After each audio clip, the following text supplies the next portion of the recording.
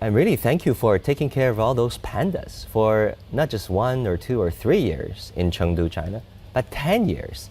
What kept you going? Wow, I mean, it's really two things. It's the pandas and it's my colleagues.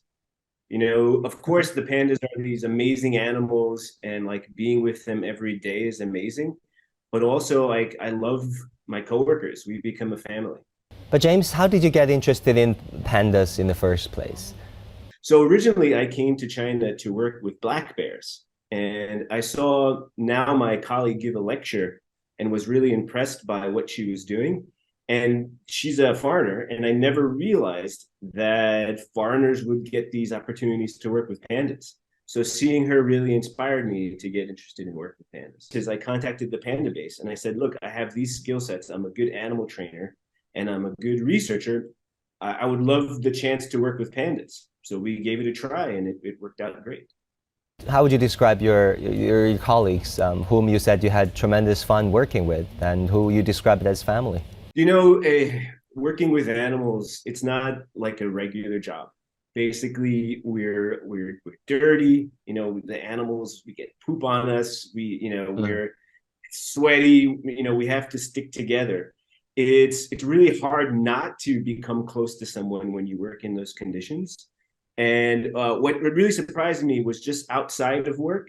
Anytime I needed a favor, anytime I needed, some problems, whether it was a health issue, I can just contact my colleagues. They would be there right away and help me through all of this.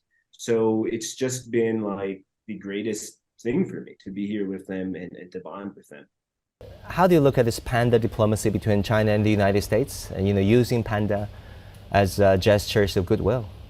With globalization now and all of these global issues like climate change, we no longer live in a vacuum, right? One country can't exist and one country can't solve all of these issues on their own.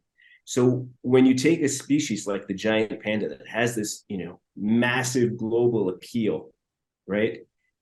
We can relate and use them for launching grounds for other things. People in America love giant pandas. What are their actions in America that are affecting the survival of pandas in China?